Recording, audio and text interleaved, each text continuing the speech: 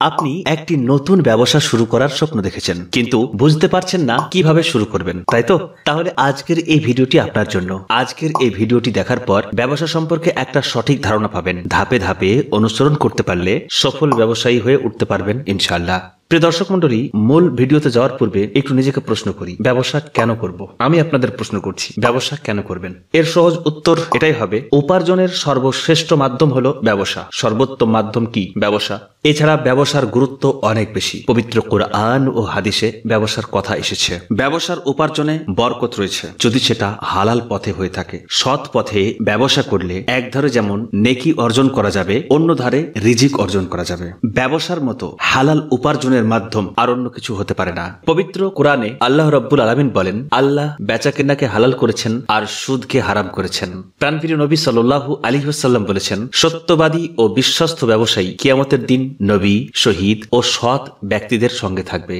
হাদিসটি তিরমিজিতে এসেছে। পবিত্র কোরআন এবং হাদিসে আমরা ব্যবসার কথা পেলাম, ব্যবসার ফজিলত সম্পর্কে জানতে পারলাম। তো ব্যবসার মধ্যে যেমন ভাবে নেকি লাভ করা যায়, পাশাপাশি রিজিকও লাভ করা যায়, সেজন্য আমরা ব্যবসা করব, এটা তো বুঝলাম। আর প্রিয় দর্শক মন্ডলী, আরেকটা কথা বলে রাখি, আমি যে ভিডিওগুলো বানিয়ে থাকি, ভিডিওগুলো কিন্তু একটু বড় হয়। অনেকে হয়তো ভাবেন যে এত বড় ভিডিও বানাচ্ছেন, শর্টে বললেই তো হয়। আমি চেষ্টা করি সমস্ত কিছু খুলে বলার, যাতে ভিডিওটি সম্পূর্ণ দেখার পরে আপনি কিছু বুঝতে পারেন। আমার এই চ্যানেলের ভিডিওগুলো সব দেখবেন, প্রত্যেকটা ভিডিওতে খুলে খুলে আলোচনা করা আছে। তো আমি কথা দিচ্ছি, যে চ্যানেলে যে ভিডিওগুলো আছে যদি সব ঠিকঠাক দেখেন, তাহলে আপনি একটা ভালো ব্যবসায়ী হতে পারবেন। যারা বিরক্ত হন ভিডিও দেখে বড়র জন্য, তারা স্কিপ করতে পারেন, কিন্তু যারা নলেজ নিতে চান, ব্যবসা সম্পর্কে বুঝতে চান, জানতে চান, তারা অবশ্যই ব্যবসা সম্পর্কে জানার জন্য ভিডিওগুলো দেখতে পারেন। প্রিয় দর্শক, ব্যবসা শুরু করার আগে প্রস্তুতি নিতে হবে। কি প্রস্তুতি? 1 নম্বর মানসিক প্রস্তুতি। কারণ ব্যবসা শুরু করলে লাভও হতে পারে, ক্ষতিও হতে পারে। ব্যবসাতে সর্বদাই লাভ হবে এমন তো নয়, কখনো লসও হতে পারে, কখনো ক্ষতিও হতে পারে। সেজন্য ক্ষতি হয়ে গেলেও একটা প্রস্তুতি থাকতে হবে, যে ক্ষতি হয়ে গেলে আমি ভেঙে পড়লাম, দুর্বল হয়ে গেলাম, মানসিকভাবে দুর্বল হয়ে গেলাম, সব কাজকর্ম ছেড়ে দিলাম, এরকম যেন না হয়। তো মানসিক প্রস্তুতি নিতে হবে,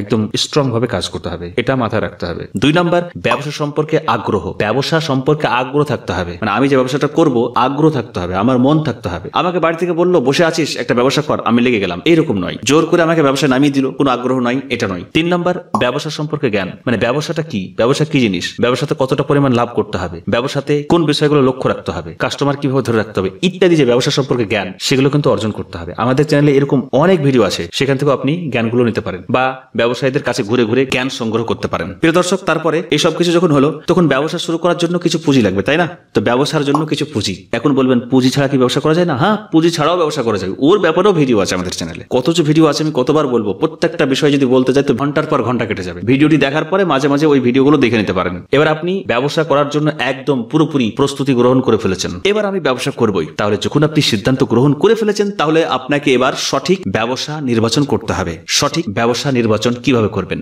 ব্যবসা তো অনেক রকম রয়েছে। এত ব্যবসার মাঝে কোন ব্যবসাটি আপনার জন্য ভালো, তা আপনাকে কিন্তু খুব সুন্দরভাবে নির্বাচন করতে হবে। এমন পণ্য বিক্রি করতে হবে যা শরিয়ত অনুযায়ী হালাল হবে, পাশাপাশি সেই পণ্য মানুষের বাস্তব জীবনে অতি প্রয়োজনীয় হতে হবে। মানুষের প্রয়োজন নেই এমন পণ্য বিক্রি করলে কিন্তু ব্যবসা ভালো চলবে না। তাহলে প্রয়োজনীয় কি? যেমন পোশাক, খাবার, ঘরের বিভিন্ন আসবাব, ফার্নিচার, শিক্ষা বিষয়ে হতে পারে বিভিন্ন ম্যাটেরিয়ালস, ইলেকট্রিক ইকুইপমেন্ট ইত্যাদি। তো ব্যবসা সম্পর্কে কিছু ক্যাটাগরি আপনাদের বলে দিই। 1 নম্বর কৃষি পণ্য, 2 নম্বর গ্রোসারি অর্থাৎ মুদিখানার পণ্য, 3 নম্বর বস্ত্রালয় অর্থাৎ জামা কাপড়ের ব্যবসা, 4 নম্বর ইলেকট্রিক ইকুইপমেন্ট, 5 নম্বর রেস্টুরেন্ট বা খাবারের হোটেল ইত্যাদি। আমি এখানে এত বিস্তারিত বলবো না, যেহেতু আমার চ্যানেলে অনেকগুলো ব্যবসার আইডিয়া রয়েছে, সেখান থেকেও আপনি ক্যাটাগরি বাছাই করে নিতে পারেন। এখন আপনি মনে করলেন যে আমি কোনো ক্যাটাগরি ব্যবসা করব না, মানে কারো তৈরি পণ্য আমি নেব না, আমি নিজেই পণ্য উৎপাদন করতে চাই, নিজের ব্র্যান্ডিং করতে চাই, তাহলে সেক্ষেত্রে করতে পারেন। কয়েকটি আইডিয়া দিয়ে দিচ্ছি, যদি আপনার কাছে একটু বেশি পুঁজি থেকে থাকে তাহলে করতে পারেন। 1 নম্বর প্যাকেজিং। কার্টুন বক্স হতে পারে, মিষ্টির বক্স হতে পারে,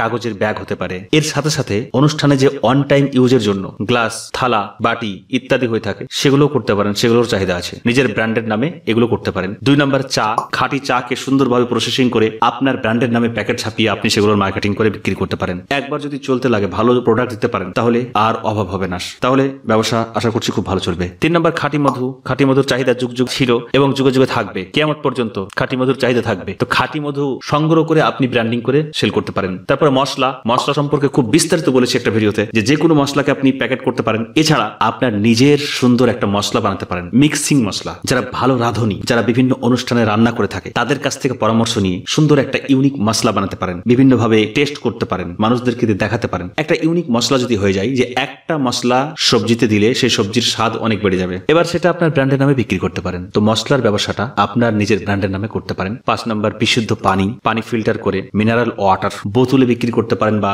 20 লিটারের যে জার হয়ে থাকে সেগুলো তো সেল করতে পারেন। তো যারা হোলসেলারদের কাছ থেকে প্রোডাক্ট ক্রয় করে নিয়ে এসে রিটেলে বিক্রি করতে চান, তাদের জন্য ক্যাটাগরি কিছু বললাম। আর যারা নিজের ব্র্যান্ড তৈরি করতে চান, তাদের জন্য কিছু ক্যাটাগরি বললাম, উদাহরণস্বরূপ বললাম। এবার আপনি চিন্তা ভাবনা করে, গবেষণা করে আপনার মনের মতো ক্যাটাগরি বেছে নেবেন। প্রিয় দর্শক মণ্ডলী, তাহলে ব্যবসা কি করবেন তা বাছাই করে নিলেন। এর পরের ধাপে কি করতে হবে? এর পরের ধাপে দেখতে হবে আপনার একটা পছন্দের ব্যবসা শুরু করতে চাইছেন, আপনার কাছে ব্যবসাটা ভালো লাগছে, কিন্তু মার্কেটে যদি চাহিদা না থাকে, প্রতিযোগিতা খুব বেশি হয়ে যায়, তাহলে আপনি তো বিপদে পড়ে যেতে পারেন। সেজন্য মার্কেট যাচাই করতে হবে চাহিদা আছে কিনা। সেই ব্যবসা বর্তমানে আশেপাশে কারা করছে তাদের কাছে গিয়ে দেখুন, মার্কেট ঘুরুন, পণ্যের চাহিদা বুঝুন। এই ব্যবসা করলে কেমন প্রফিট হতে পারে সেটা জানুন। তারা কিভাবে ডেকোরেশন করেছে সেটা দেখুন। তারা কাস্টমারের সঙ্গে কেমন ব্যবহার করছে, কাস্টমারদের কেমন পরিষেবা দিচ্ছে, সবকিছু ভালোভাবে দেখে একটু চিন্তা ভাবনা করুন। সবকিছু জানা ও বোঝার পর আপনার নিকটতম ব্যক্তির কাছে পরামর্শ নিন, যে আপনি এইরকম একটা ব্যবসা করতে চাইছেন, কেমন হতে পারে। সে আপনাকে কিছু পরামর্শ দিলে সেখান থেকে কিছু জ্ঞান নিয়ে আপনার জ্ঞান দুটো এক জায়গায় করে একটা সুন্দরভাবে সিদ্ধান্ত নিয়ে ফেলুন। তাহলে আপনি ব্যবসা সিলেক্ট করে ফেললেন কোন ব্যবসাটা আপনার জন্য ভালো হবে। খুব চিন্তা ভাবনা করে পরামর্শ নিয়ে সিলেক্ট করে ফেললেন কোন ব্যবসা করবেন। এর পরের ধাপে যা করতে হবে তা হলো সঠিক জায়গা বা লোকেশন নির্বাচন। জায়গা নির্বাচনের সময় পরিবেশ, ভাড়া, যোগাযোগ ব্যবস্থা এবং নিরাপত্তার কথা মাথায় রেখে জায়গা পছন্দ করুন। এমন জায়গায় আছে না কিছু গুন্ডা মাস্তান, যে এইখানে বসেছো, দোকান করেছো, মাসে মাসে আমাকে দেবে টাকা, তোলাবাজ। তো এটাও লক্ষ্য রাখতে হবে, কারণ লাভের টাকাটা যদি সেই খেয়ে নেবে তাহলে আপনি কি করবেন। তো সবকিছু চিন্তা ভাবনা করে জায়গা সিলেকশন করতে হবে। প্রিয় দর্শক মণ্ডলী, ব্যবসা হিসাবে জায়গা নির্ধারণ করতে হবে। একটা গ্রামে যদি কেউ ভাতের হোটেল খুলে বসে তাহলে কি চলবে? না, এটা চলবে না। কিন্তু গ্রামে যদি কেউ সুন্দর করে একটা মুদিখানার দোকান করে, তাহলে মুদিখানার দোকান কিন্তু চলবে, তাই না? এখন গ্রামে যদি কেউ সুন্দরভাবে সুগন্ধির একটা দোকান খুলে, সুন্দরভাবে কাঁচ দিয়ে ডেকোরেশন করে সুগন্ধির ব্যবসা খুললো, সুগন্ধি তো মানুষ অনেক বেশি পছন্দ করে, তাই না? কিন্তু গ্রামের মানুষ কি সেরকম কিনবে? দিনে একটা দুটো হয়তো কাস্টমার আসবে, কিন্তু সেরকম চলবে না। আবার এই ব্যবসাটা যদি অনলাইনে কনভার্ট করে দিতে পারে তাহলে অনেক বেশি চলবে। সুগন্ধির ব্যবসা নিয়ে আমি আগের অন্য ভিডিওতে কথা বলেছি। তাহলে সুগন্ধির ব্যবসা কিন্তু গ্রামে চলবে না। তাহলে ব্যবসার ক্ষেত্রে কোন ব্যবসাটা কোথায় চলবে সেটা আমাকে ভালো করে যাচাই করতে হবে। তবে যদি 10-20টা গ্রামের মানুষ আসে, এমন একটা মোড় বা এমন একটা ছোট বাজারও হয়, তবুও আপনি সেইখানে ব্যবসা খুললে মোটামুটি ব্যবসা একটা চলবে। তাহলে আপনি আপনার ব্যবসা হিসাবে একটা জায়গা পছন্দ করে নিলেন, আপনি ব্যবসা পছন্দ করলেন, জায়গাও পছন্দ করে নিলেন। এরপরে কি করবেন? আপনি যে মার্কেট যাচাই করেছিলেন, আপনি যে ব্যবসা করছেন, অন্যরাও যখন এই ব্যবসা করছে আপনি দেখেছেন, যাচাই করেছেন, আপনি তাদের থেকে আলাদা কিছু করুন। ডেকোরেশনের দিক দিয়ে হতে পারে, কাস্টমারের সঙ্গে বিহেভিয়ার দিক দিয়ে হতে পারে, বা লাভ কম করে হতে পারে। যে কোনো ভাবে অন্যদের চাইতে একটু আলাদা কিছু করতে হবে, তাহলে মানুষের চোখে দ্রুত পড়বে। এবং সোশ্যাল মিডিয়া ব্যবহার করে আপনি মানুষদের কাছে পৌঁছে দিতে পারেন যে আপনি একটা দোকান